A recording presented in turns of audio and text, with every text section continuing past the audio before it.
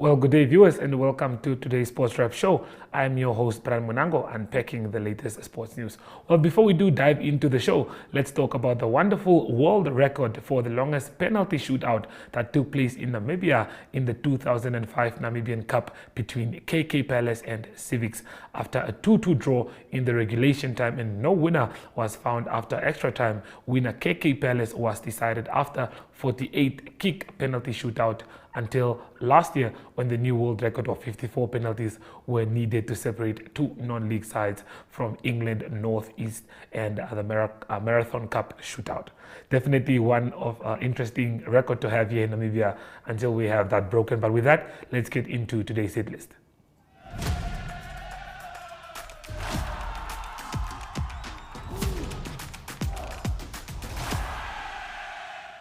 Well, Namibia's under-16 rugby national team ahead of their departure for the Grant Khomo week set to take place from the 25th to the 30th of June. It will be held at Landbouwskool in Nepal, South Africa. The competition will see 23 athletes take part, accompanied by the head coach John Dames, forward coach Mornay Rust, and backline coach Divano Alcock, and the team manager Rialdo van Beek. We'll hear the coach of the team and the captain speak to us. So let's enjoy the interview.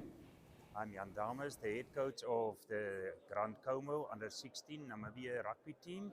We had 23 players and the coaching staff of 4 that go down to the Paul Boland Landbou College to participate in the Grant Khomo under-16 in South Africa.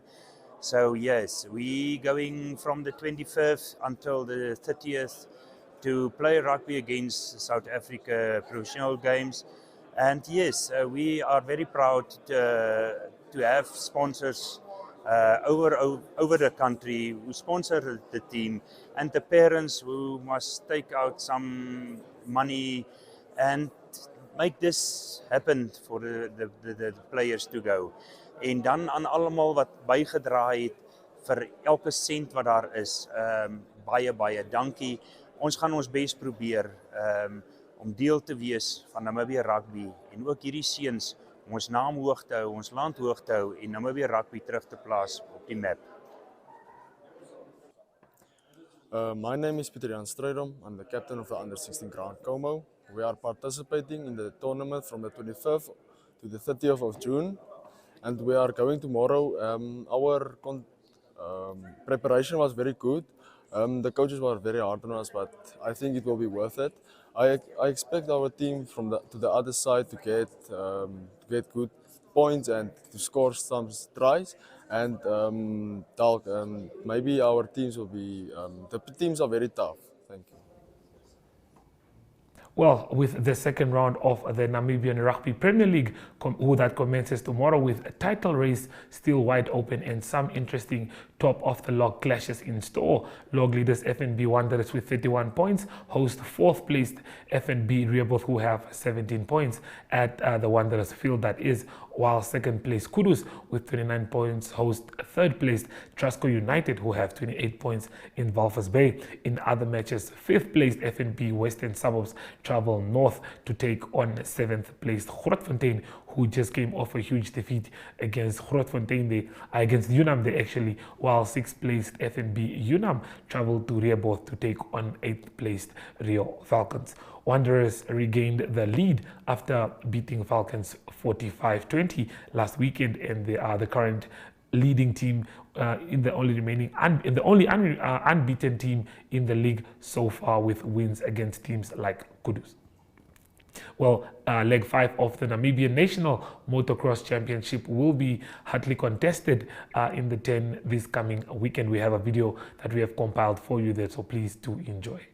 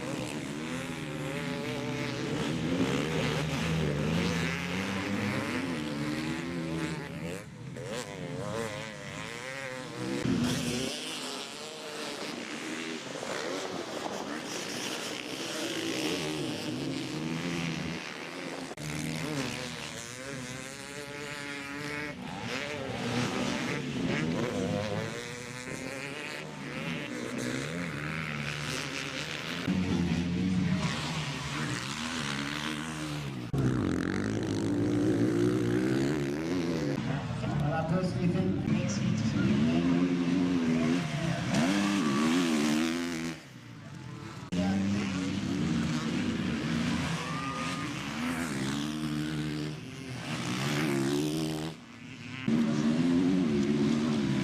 And that will be Mark Sterner taking the checkered flag in this heat, winning this heat with a mile in the open class in the third leg of the National MX Championship here at Galena.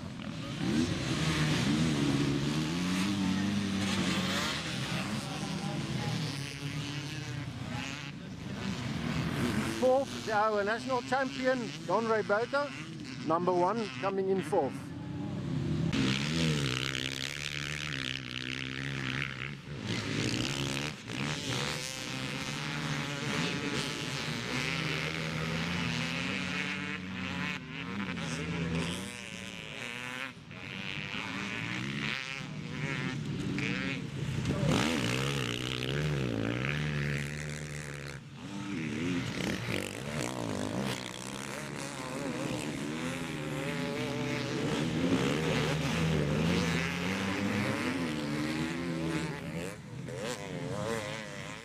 Well, that was some of the footage which was captured during the leg 3 of the Namibian National Motocross Championship at Galena in Brakwater. We will be there this weekend giving you coverage of the MX Motorsport as well. So do stay tuned to NTV and our social media pages if you do not want to miss a thing there. Well, the pipeline is up next after we visit the marketplace.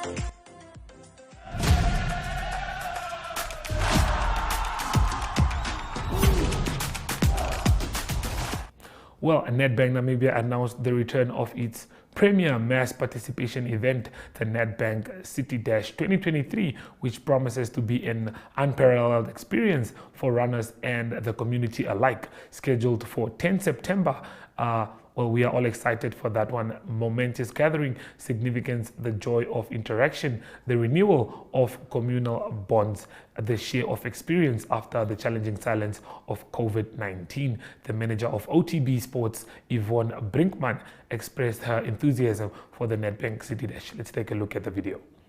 In 2019, due to COVID and all the things that went around it, there was a bit of a pause period, but we're very excited to do the 223 event, and also to Nedbank for their ongoing commitment, and then to the other sponsors who come on board, Paratus to keep us connected, NHP, our health partner, Checkers for food and sustenance, Ineos for cars and support, and then iPhone for produce and some fun things to give away. So we've got, I think, a good team, and we actually hope to keep the whole partnership going, both with Nedbank and all our co-sponsors, and to really grow the event in the future. One of the things that Jeff here touched upon is that it's a very inclusive event. We have pro athletes, we have scholars, we have social people, we have companies, we have an entire range, because I actually did the event in 2019 and it was a lot of fun. It was all sorts of people, all sorts of walks of life, very social, and yeah, we're hoping to grow on that. There are 3 events in 3 events that we offer. There's the Fun Run 5 kilometer, Fun K 10 kilometer. And then the 3rd event is the Lead K 10 kilometer. The Lead K 10 kilometer is only for people who can complete the course in 55 minutes, and we're going to have a strict cutoff.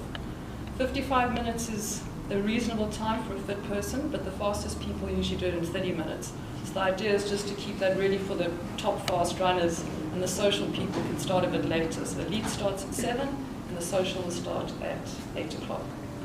And I think, yeah, the route is here. It's at Zoo Park Gardens where the start is. Then the athletes will run down to Ausbahnplatz, Sneeman Circle, back up Independence, and then a bit further towards the Checkers, the 5K turnaround is, And for the 10 kilometre, they carry on all the way to the fire station traffic circle and then finish at Zoo Park Gardens. We've also got entertainment lined up, food stores, and all the rest of it. So a fun day for family, friends, and colleagues.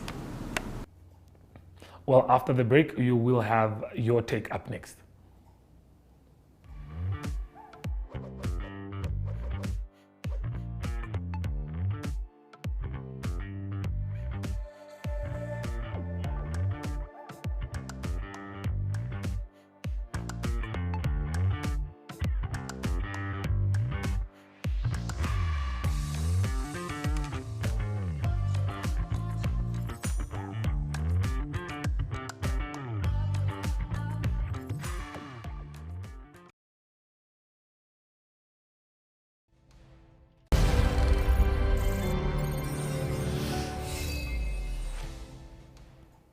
Well, the director of rugby and head coach of the national rugby team, Alistair Coetzee, spoke recently about the preparations for the upcoming World Cup as well as the just concluded Mzansi series. Let's have a look at that.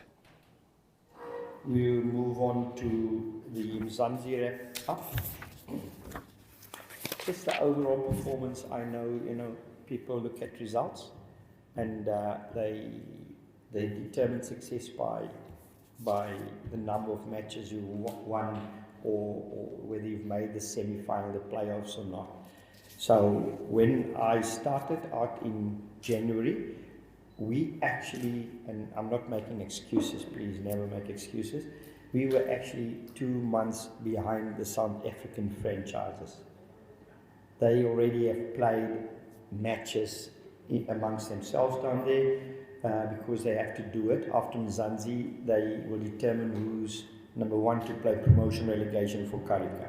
That's why they were ahead. So we stuck to our process and trying to make, to get our conditioning and our SNC up to speed. So by the time we started, we were still really underdone as a team. But in my opinion, I would say, it was really a good season for club players coming together for the first year.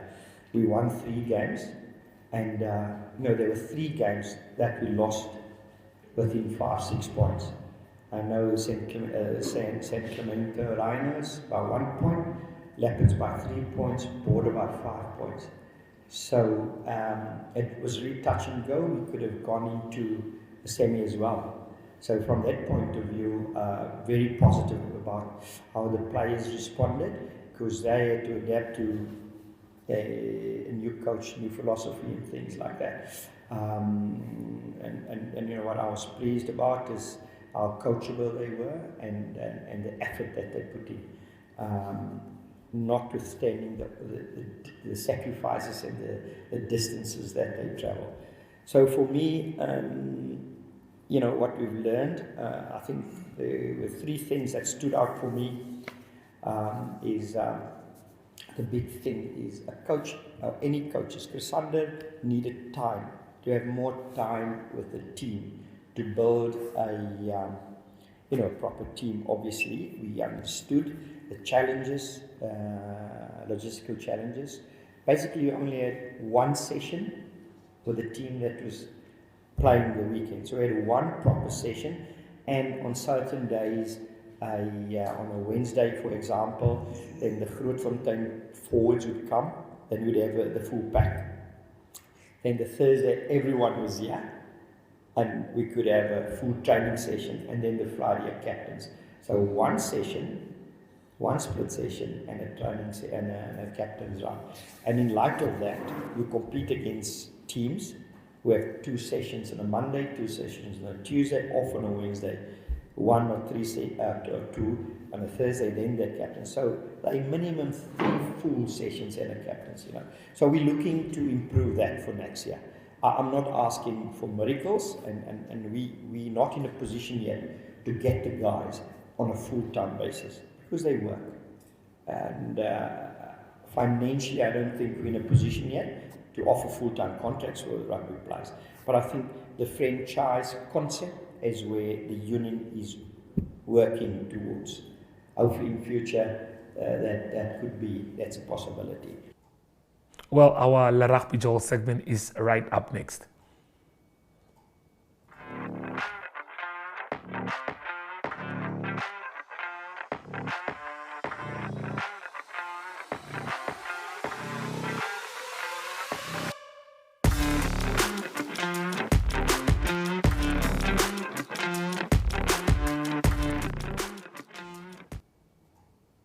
Well, we'll have a look at one of the videos where we had SA legends who came to Namibia to come give a coaching clinic, and after that they gave their predictions and their hopes for the Rugby World Cup this year. Let's take a look. You are our biggest legend. I mean, represented us at the World Cup very well. Quickly run me through it. What are your thoughts on this year's World Cup? What are your thoughts on the national team that's ready for the World Cup this year? Well, I'm very excited. I think over the last couple of World Cups, we've showed that we've improved every year. So I'm hoping we're going in the right direction this year as well. There's going to be a couple of new guys in the squad. A couple of old boys have retired and stepped away. New coaching group. So I mean, I'm gonna be right behind the boys. I'm going to support them well. And yeah, hoping we can get our first victory. World Cups are not easy. It's the best of the best. So. When we're playing, I suggest everybody, and I encourage everybody, get out there, support the boys, get behind them, and make sure we get that first win. Okay. Well, with the likes of John Smith, Skalk Brits, guys who've won the World Cup before, how important is it, do you think, to have them fly down here and to come just give our young ones just the insights of what rugby is all about? How important is it, do you think, for the development of rugby in Namibia? Massive exposure. I mean, these guys are guys who've traveled the world, played in the best teams, won World Cups. You know, absolute legends. And to have them here with our kids, and again, like I said earlier, kids seeing that these are just normal blokes. These are just people like their dads and their uncles, and they're out here and putting back into the youngsters and showing them that what the game's about. I think the message that we keep referring to is what rugby added to my life is the values of friendship and respect for each other. Yeah, your passion, humility, all those things, and hopefully we can bring those through. And I'm sure these boys that came here today, SA legends, certainly show the kids that that's the values they live by as well. Remember, I mean, you're a small nation. You're pulling from a very small population, so it's difficult sometimes for you to compete. You've had some really good players. I mean, we've had Jacques Burger here today. He's an absolute legend of world rugby, and you've produced a lot of good rugby players through the years. You know, so I would love to see it improving. I'd love to see it getting better and becoming more competitive. I think you're going to the World Cup, which is great, and that's going to be very, very exciting. It takes heart and all the soul. A head stuck in the game. It takes every bone in your body, all the blood in your veins. And then more blood, and more sweat, more tears, all your hopes and your dreams. It takes conquering fears. It's late nights and weekends, 6 to 6s, 9 to 5s. It takes sacrifice and suffering every moment of our lives. It takes kick after kick, being kicked when you're down. It takes fighting for hours for inches of ground. It takes every last line out, every last second spent. It takes absolute devotion. It takes 100%. This May, choose brand new.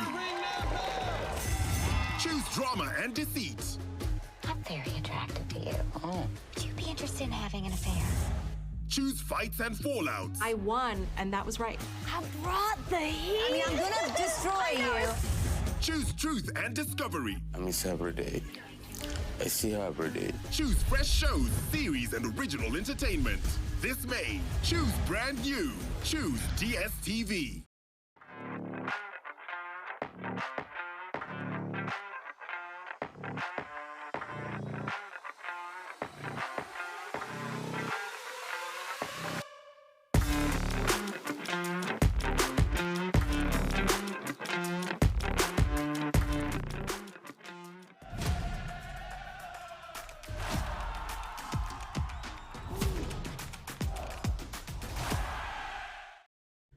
Good day everyone, time for international sports news, and starting off with golf news first. It's one of the majors on the women's calendar. It is the PGA. It is the KPMG PGA being played at Baltusrol, that is in New Jersey in United States of America. Good news for Southern African interest after the first round. It's a good start for South African Leanne Pace. She's the leader after the first round with a score of -5, that is 66. Just a one shot behind her from China is Lin Yinzhu, and also it is Brooks Henderson of Canada on a 4 under par just behind Leanne Pace. World number 1, 2 and 3 didn't do too great with the start. It is world number 1 Yin Young Ko. She's from South Korea. She made 72, that's 1 over par. Then Nelly Korda, she's the world number 2, came in with a 5 over par score. And world number 3 Lydia Ko also battled with a 3 over par score for the first round. Other Southern African interest, it is Ashley Buhai that's having a great season. She's a British Open winner of 2022. She came in with a 2 over par score 73, and then it's Paula Rito, also of South Africa, even par after the first round. On the men's PGA Tour, it is the Travelers Insurance Championship, and it is Danny McCarthy of the United States. He had a very low round. He came in with a 60, that is 10 under par. That's for his first round. Then Adam Scott is 2 shots back on 8 under par. Rory McIlroy, one of the other well-known players in the tour, in the tournament, he is a 2 under par. And then Southern African interest, it's Eric van Rooyen, that is 2 over par for his first round, and also the same with Christian Besaidnout. Continuing with cricket news, and it's women's cricket. It is the Ashes being played. It's Australia that play against England, and there's only going to be 1 test being played. The men play 5 tests in the series. The first test on the men's circuit was won by Australia. In this test between England and Australia on the women's side, it is Australia that won the toss, decided to bat first. 328 for the loss of 7 they made after day 1, and it was Elise Perry that did well. She scored 99 runs. Unfortunate for her not to get 100 runs. Sophie Eccleston was the best bowler, taking 3 wickets for England. And closing off today's international sports news with tennis news. Lots of tennis tournaments being played in England, and one in Germany as well, that's on the grass court circuit. And it's the Queen's tournament that's in preparation for Wimbledon, that's going to start soon. And it's in the round of 16. It's Carlos Alcaraz, the world number 1, world number 2 actually. He is from Spain, and he beat Gini Lehachi. And the score there was 6-2 and 6-3. He's through to the quarterfinals, where we'll play against Gregor Dimitrov. Also in the other quarterfinals, it will be Sebastian Korda. He's through to the quarterfinals. He will play number 5 seed from Britain, that is Cameron Norrie. Number 7 seed in the tournament on the men's side, also through to the quarterfinals, that is Alex de Minaur. He is from Australia. He beat Diego Schwartzman of Argentina by 6-2 and 6-2. In the women's side, it is the German Open that's being played on the WTA Tour, and it is number 1 seed Aryna Sabalenka. She's out of the tournament. She's from Belarus, and she lost to Veronika Kindermetova, and the score 6-2 and 7-6. Also not good news for number 5 seed, that is Coco Gauff of the USA. She's also out. She lost to Katerina Alexandrinova, and she lost by 6-4 and 6-love. Better result for Maria Sakkari. Maria Sakkari from Greece. She's number 6 seed, and she beat Alexandria Saskanova. She's from Russia, and it was a good win for Sakkari. It was 6-2 and 6-1, quite comprehensive. That's international sports news for today. Hope you have a great sport day and sport weekend, and we talk again international sport on Monday. Goodbye. Well, that brings us to the end of today's SportsWrap show. SportsWrap will be back again on Monday, same time, same place. Have a lovely weekend.